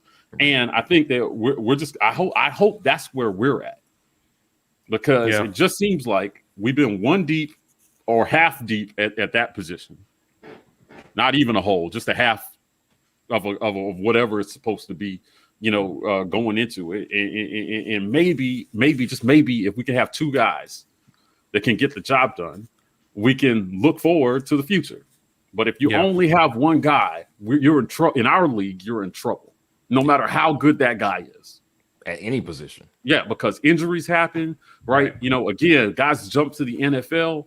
I'm really going to be looking at these first 4 games to see what kind of roster management gets put in place. Do guys get a legitimate chance? Do they run up the score, or do we actually get guys in and then let them run the offense and the defense, when they come in to fill in for starters and blowouts? Do we even have any blowouts for them to have that opportunity? Right. because that Right. somebody mentioned that was a frustrating thing. Blowouts became few and far in between. Struggling Sadly. with teams that we should be out here, as from a talent standpoint, we should be out here blowing these teams out, and we're struggling with them going into the fourth quarter. Right. Like, I can remember, Tulane, right? Like, we were out here looking pedestrian against Tulane. Like, you just don't want to JSU see. almost beat us. You don't want to see that kind of stuff happening 3, 4, 5 years. And like, maybe the first year you're still trying to figure it out. 4 or 5 years into your coach's tenure, we should be done with that. Hey, like, we need to be blowing out these folks. Shout out to you. Risk no reward that finally came aboard. You pulled over still to do that. Did you get home to listen, I appreciate it. He was like, okay, babe, this ain't so bad. Let me go ahead and sign up real quick. He got his wife to drive. That's what's up. So yeah, I mean that's what all this means over these next few practices. I'm not getting too up or too down on any report that's coming out. The first scrimmage, who they decide to roll out there will tell you a lot. I think that you'll see a lot of the people who started last year get the first shot to prove that they, which is fair. I think it's fair to allow the guys who have been there the opportunity to stay on top, but you still gotta earn it. I'm not gonna hand it to you because you got the number It'll be a short leash. Reps. Yeah, I think it'll be a short leash under Harsin because in the last guy, right? As much as I disliked the job, how Gus managed things, right? When he gets fired, it's not just him that gets fired, man. There's 70 other families whose lives are turned upside down because a quarterback couldn't complete open passes. Right. And that might sound unfair, like, oh, you're putting all that on him. I'm just like, this is the truth of the matter. Yeah. If you can't bring that guy along, that position along, everything around him has to be super tight. It's got to be, you got to be flawless pressure everywhere else. Yeah, which is unfair pressure on everybody else. Yeah. We always want to say that. We want to put that pressure on everybody else. And I'm just saying, like, hey, man, listen, everybody has to do their job. Starts with the coaches. So it seems like the coaches are doing a lot of the right things to at least get the players in the right mindset to go out there and do the things that they're going to ask them to do. And then after that, you just have to go out there and execute. You either are going to do what you're taught or you're not. And I just think, man, he's got a lot of evaluation that's going to happen. I was happy. I keep stressing it. I'm going to keep saying it until he's a superstar next season. Malcolm Johnson Jr. is going to do a lot of what we expected Schwartz to do during his time at Auburn in this offense. You're going to see him completely blow the top off defenses, right? Which is going to open up lanes for Tank to run all the way to the Heisman Trophy. Hitting passes over the top and having a legit home run threat down the field and somebody who can deliver that football when it's That's time. A fact, right, Ed. go, right? It looks beautiful. Yeah, it's a fact. So I would say, to the extent that they can get more production out of all the talent that we have at wide receiver, this might be one of the most underrated groups in history. Because nobody's seen anything on them, really, but we have a ton of talent, raw talent there. So if they can start to get these guys in position to make plays, Tank runs wild. Yeah. He just does. Yeah, if your receivers are dangerous and you make people have to say, dang, we have to account, and your quarterback can pose a threat completing downfield passes, right? Your running back, who's already a Heisman caliber talent, is going to go see Reggie Bush at USC, or see Cadillac and Ronnie Brown. Yeah, right. But I'm saying they didn't even have throw. My point is that the USC was balanced, right? Like they could throw the ball really well.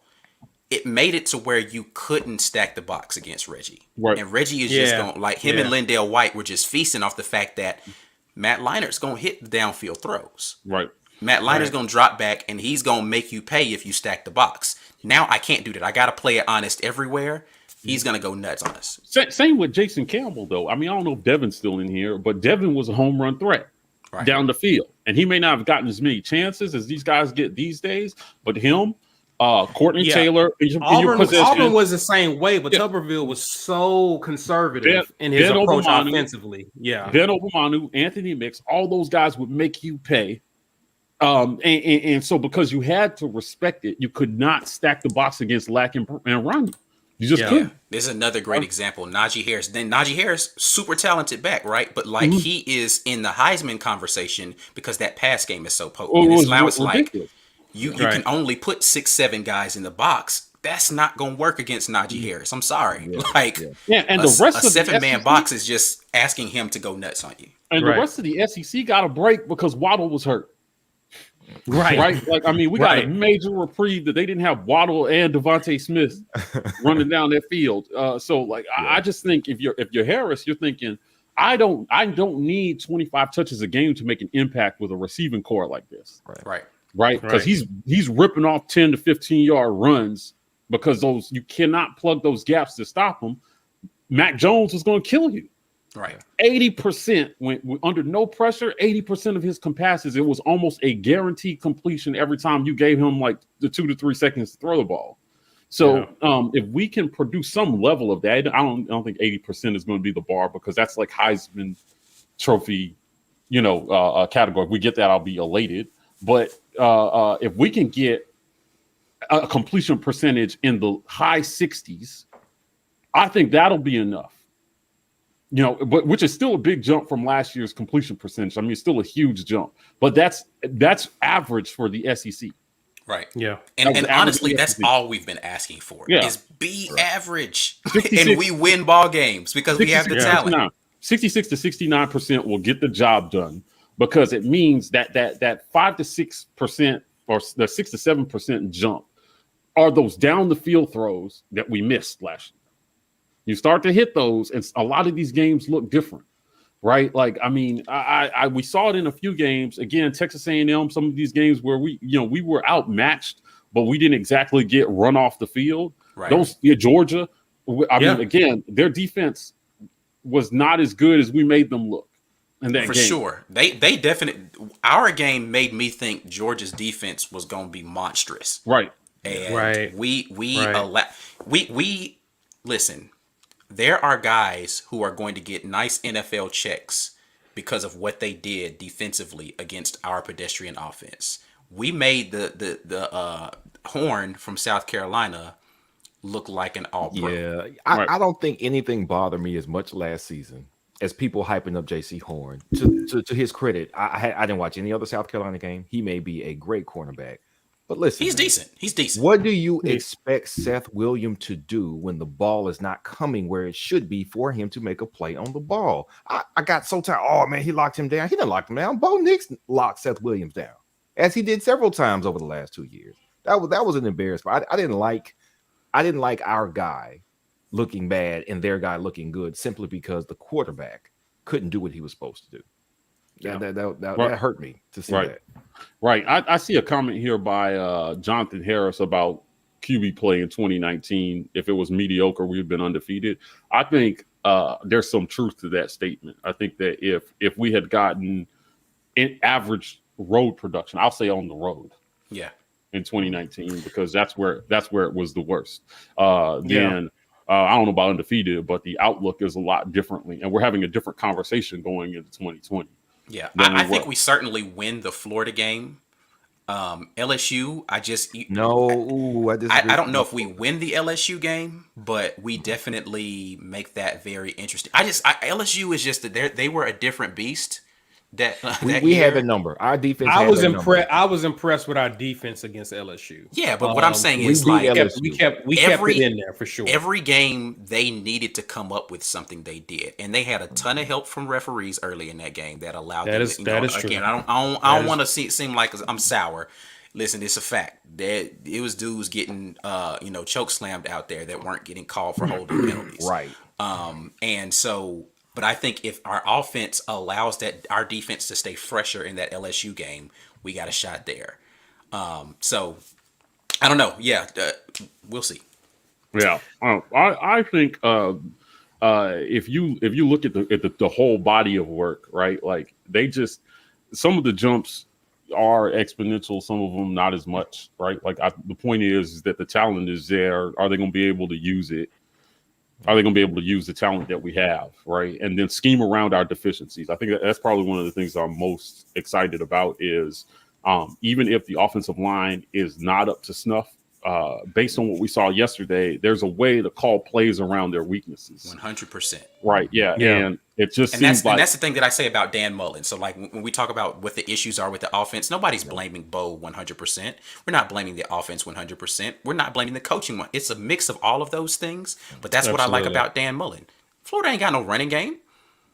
They found a way, and Trask was getting tattooed regularly last year. Go back and look up that offensive line. They were not good. But they were picking on your linebackers. Like they were picking on. That's why I say we don't win that game if Bo plays mediocre, because Mullen had a schemed up. There was one of those long touchdown throws that Trask made that game where Britt.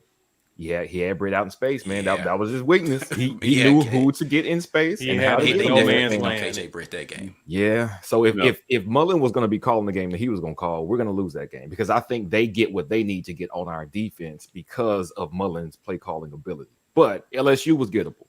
LSU was gettable that year to me. Right. If you look at LSU from last year, we didn't do anything for almost 2 quarters in that game offensively. Yeah, our defense bailed us out again. And that was arguably our best offensive performance of the year. But for the first quarter, in 1 3/4 quarters, we did nothing in that game. The defense had 2 pick sixes. Well, one called back because he stepped out on the 3. But that touchdown I attribute to the defense. Yeah. I think it was McCreary that picked one off. And ran it all the way down and then stepped out. That was Pritchett. Pritchett was the one that stepped out of Pritchett, yeah. And then they had the fumble recovery for a touchdown. Scoop and score. I mean, it was just looking back at that game, I'm thinking, good God, like we didn't do anything for 2. And then they put Max Johnson in the third quarter. If they had started him in that game, that would have been a very, very different game, because offensive opportunities would have been limited for us. They would have moved the ball a lot better. And Johnson proved by the end of the season that he was a starter. And he came out as LSU's #1 quarterback this spring. He took the first reps over Brennan. Yeah. So they have a legit quarterback controversy on their hands. Well, not a controversy. They just have a competition. They just got talent at that position. Brennan was leading the. Not going to be the case here. I mean, for what's happening there is they've got the same offense, the same offensive coordinator, and the same guys from last year. So listen, they got a new offensive coordinator. They got a new offensive coordinator. They got a new offensive coordinator. They got a new OC. Oh, yeah. Okay. Well, hey, let me not say that. And defensive coordinator. Brennan was leading the league in passing yards before he got hurt.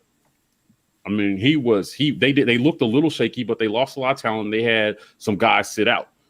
And he still was lighting it up. Now, his percentage wasn't great, but they were leaning on him quite a bit. They were throwing the ball a ton, so I was cutting him some slack because of how much they were asking him to do in light of everything that they lost from that championship team.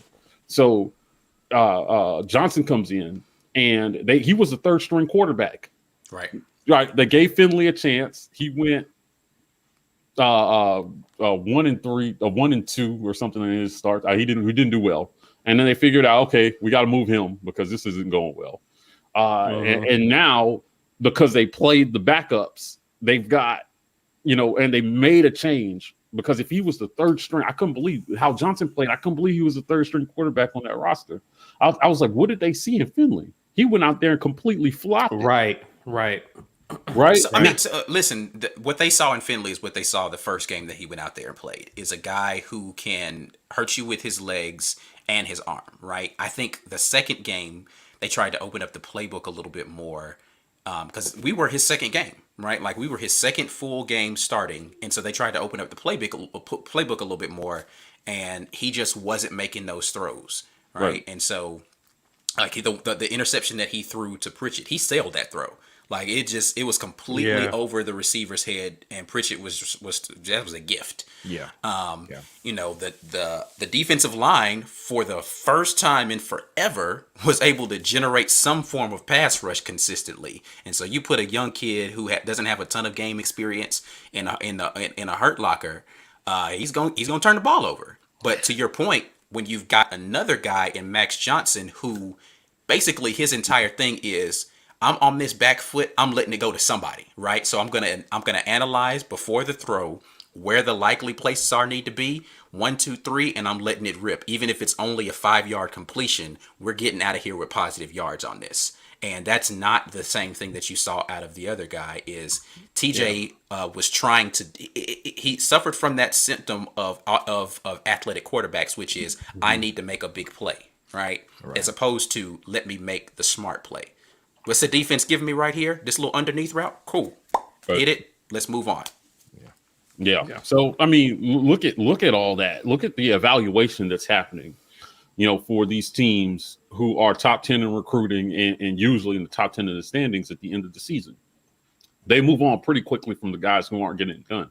They don't stick with guys who aren't getting it done because a championship is on the line every season. Right. Yeah. So if you're gonna get one, you gotta pull an ineffective guy pretty quickly at certain positions. And I hope that's what we see from Harsin. That's the indication I'm looking to get from him this spring. Even if he decides to go with the incumbent at quarterback, okay, great. I could see why you might take the safe route there because nobody really super blames you for going that route at least to start the season. But how quickly does he pull him if it's not going well? And how much of the wheels have to come off the bus before he'll make that decision? Do you have to crash our season like Gus before you'll make a change? Or not at all. Right? And the mentality is who gives me the best chance of winning, and that's every week, right? Like just because you start the season doesn't mean that you give us the best chance to win going into Penn State, right? Getting into the teeth of the SEC schedule. Like, what are you doing to tell us that this guy still validates our decision in that he gives us the best chance to win? Is he getting better? Is he doing the things that we're asking him to do? Is the team following his lead? Right. So who gives us that best chance? And I think that's a week by week basis. Right. If you look at Davis, he leaves Texas with almost at the highest level of Texas football with almost every single record a quarterback can have. And some of those quarterbacks he beat out, like Kyler Murray, they were not scrubs on that list of quarterbacks. Yeah. Right. So when you evaluate his high school play, they put him up there in the top 20 of the last 20 years of guys who played QB in high school. He has talent. He has real talent. And being able to harness that, it just seems like to me up the road and at some other schools, they're not really missing at QB. They don't miss at QB. Right. If there's one position that they put the right guy out there, it's at QB. I would argue that LSU did it. Their guy just got hurt. And it changed the outlook of their season. But I've been super impressed with what, Bama has done at QB. This is it Bryce Young? Bryce Young. Yeah. He is like a number 16 overall recruit in the last 20 years. I expect him to be good. I expect him to have almost no drop off at all from the guy who put up record numbers, because that's all they've been doing is just putting out guy after guy after guy. This will be like the fourth one straight. So we need to start that pipeline, and it just starts with making sure that whoever it starts the season is the best guy at the time, and then we reevaluate that based on. I just want to get away from the mentality that it has to be a season thrown away before we'll make a change. Yeah, I don't think you're gonna see that. And listen, we've seen in the past. Brian Harsin didn't come to the big leagues to pick a guy and ride him and let his job tank in the process. I don't think he came here to prove something that he could not prove at Boise. And do we think he's going to let Bo Nix? Bo Nix is not his guy. Bo Nix is who's here. He doesn't even have his guy here yet. I don't think he's going to be attached to any quarterback that's on our roster. He's going to go with who gives us the best chance to win. And for right now, we have to assume that he is willing to make the decision. Whoever it is that gets the first look, you are not cutting it. We're going to the second guy. Yep. Right. I agree. I think that's what I'm looking for in the spring. Just continue to evaluate, and then going into that first scrimmage, you don't have a whole lot of time to waste. So you can't put guys out there who aren't serious contenders for the job with first team in that scrimmage. Not in my book, you can't. Only serious contenders need to be going out there for the first scrimmage. That's valuable time for somebody. So whether it's, the guy we got fixing the things that he's got to fix, or it's whoever is in serious contention for that second spot getting legitimate reps with the first team, because first team versus first team is back. Right. It's back, right? And so they're going to have to prove that offense against the first team defense. And that's not going to be easy for any of these quarterbacks. I think we saw that in this practice on Saturday. Yep. There was some near interceptions thrown. The defense had them shaky and good. I'm like, good. They need That's to be good. tested. That's They need good. to be tested. Because when you face Georgia, you're not going to be shook. You be like, Yeah. oh, I've seen this in practice. Here's what we're going to do.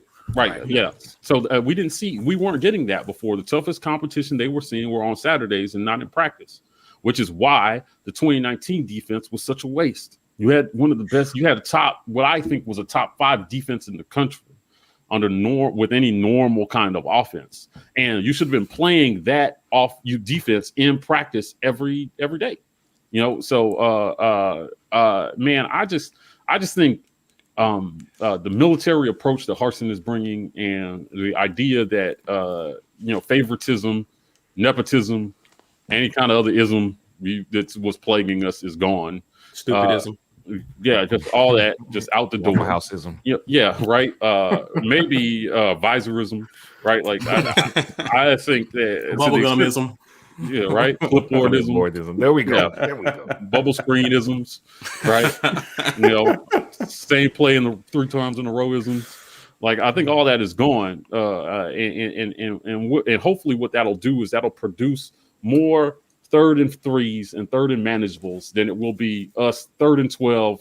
Somebody's got to pull something out of their butt for us to have a chance. Every other set of downs. And give the quarterback, put the quarterbacks, even if it is the guy that we got, like, give him some easier opportunities, right? And don't ask him to go out there and rescue us on 3rd and 12 just because we made bad calls on 1st and 2nd down. Yeah, that's not fair to any of these quarterbacks, man. Play calling has got to help these guys. They definitely have to help these guys. I always love our chat, man. Sweater vestism. Waffle Houseism. Y'all be going in, man. Y'all love the chat. Listen, we haven't said it enough, but Wednesday, we've been talking a lot about what we've seen at practice. There's going to be a guy who's got a little bit more of an inside scoop on not only what's happening this year, but things that have been happening before, coming and joining us. Finally, the man JG Tate is going to be back in the place to be. I wish I could hit a little applause button right there like JG would do. For us, he'll be back in here on Wednesday, man. So I'm looking forward to having him in here and talking with him during the War Room. And then, of course, y'all get all kind of features this week, man. We got DA coming in on Thursday, so Wednesday and Thursday back to back. Y'all gonna have some insight coming in here to talk to the people. Anyway, that ain't even supposed to be my job. Somebody else supposed to be talking about that. Mike, what we got coming up tomorrow, man? Yeah, so tomorrow is building rapport. If you are an insider, this interview dropped for you this weekend. It's our second part of our interview with A.T. Williams. He dropped major knowledge, talked about his recruiting process. Great interview. Auburn. If you're a member, you probably already know that. But the rest of y'all, we love y'all too, so we got to get y'all that. So if you missed part 1 of that interview, I highly encourage you to go back and watch that before you watch part 2 tomorrow. A.T. was very gracious. He doesn't normally do interviews, but he decided to give us an interview because he's a real one. So, we try to only interview real ones. So if you haven't interviewed with us, maybe you're not a real one. So you guys are wondering.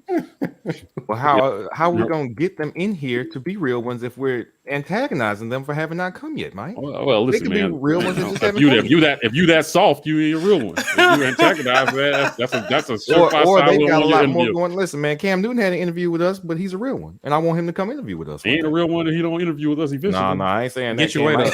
Yeah, but get your weight up. Cam, your weight is already up, man. Just come talk to us, please. Man, you can't. Coach Harsin, your weight is up. Come talk to us, please. You're still a real one. Everybody who is significant who has not talked to us, please still come talk to us. We roar apart and begging for no interviews. Like, listen, just come talk to us and have a real talk. And please, Coach Harsin and Cam AT was a real one, and we appreciate that interview. We've got some more lined up after this one. So we have I'm just gonna go ahead and drop it now. I mean, because the AT interview we talk a lot about strength and conditioning. Preeminently, Coach Yax has agreed to do an interview with us. So we will be bringing you guys an interview from the strength and conditioning coach that produced a lot of our favorite players over the last few years. I had a pre-talk with him. It was very insightful.